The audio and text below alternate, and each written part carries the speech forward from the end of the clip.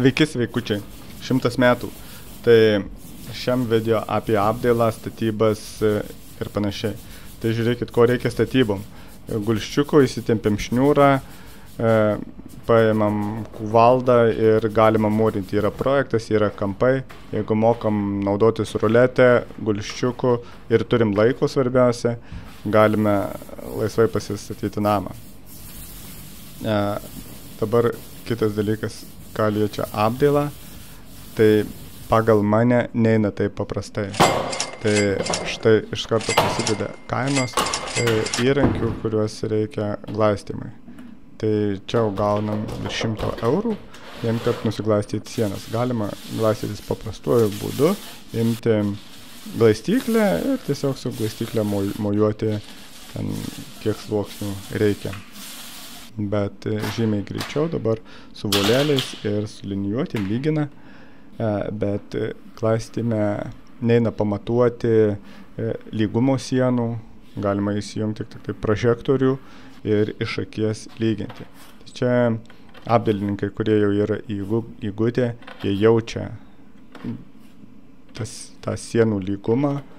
Tai vat ir skirtumas yra tarp mėgėjų ir profesionalų, kad mėgėjai prisiglaistyt gali visokių kalnų, paskui bando su žirafom išlyginti, bet galutiniam variantui įjungius pašvietimą, visos sienos kreivos, šleivos, ne?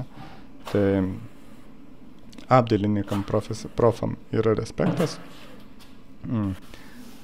Štai, lyginant, kadangi visur viskas balta, lieka visokių tokių nelygumų. Tai aš pats savęs irgi nereklamuoju, nes aš nedarau niekam apdailos darbų.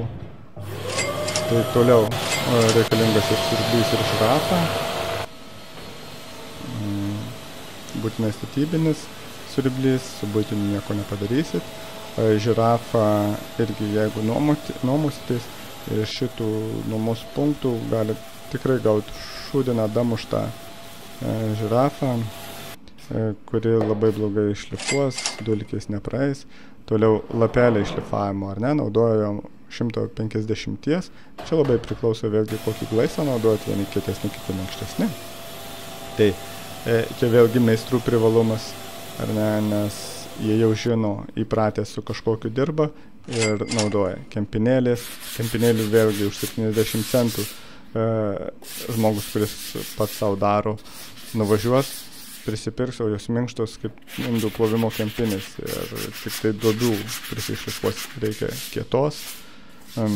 Toliau šlifuojant kampus, kas atsitinka, dažnai jeigu kempinėlė visą plokštamą pridėjus, kitas kempinėlės galas tiesiog palieka brūkšnį ant sienos.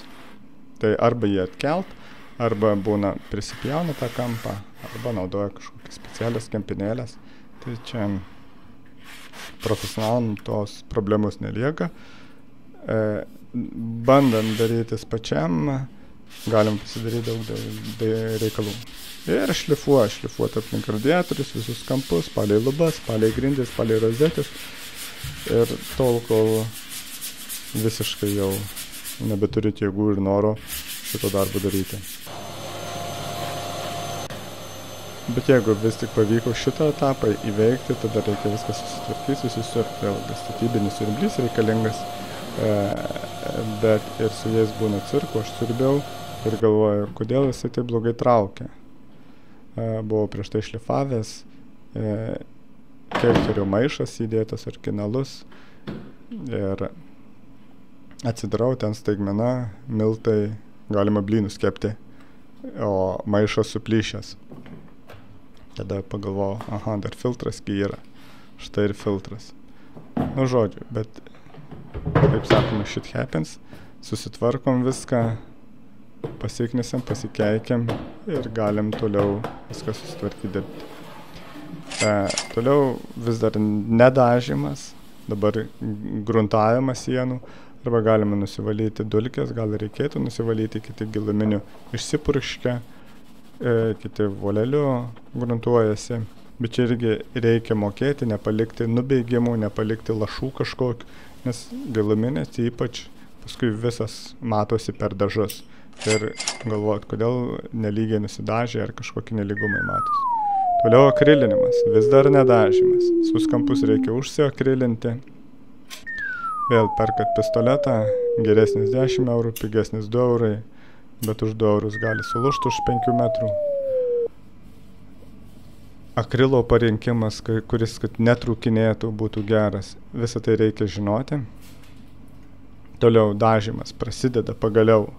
Tai mažas volelis, kokį pirkti ar už eurą, ar už 5 eurus, ar ne? Kokio plauko reikėtų. Tai vėl čia spėjimas. Tie, kas dirba, daro, jau yra, žino, savo firmą, su kokius įrankius perka volelis. Žinau, kaip dažo, kokią struktūrą duoda ir panašiai. Tai su mažu voleliu pasidarom kampus, viskas gerai, gražu, nepaliekam jokių nubėgimų ir riebalų ir galima perėti prie dažymų.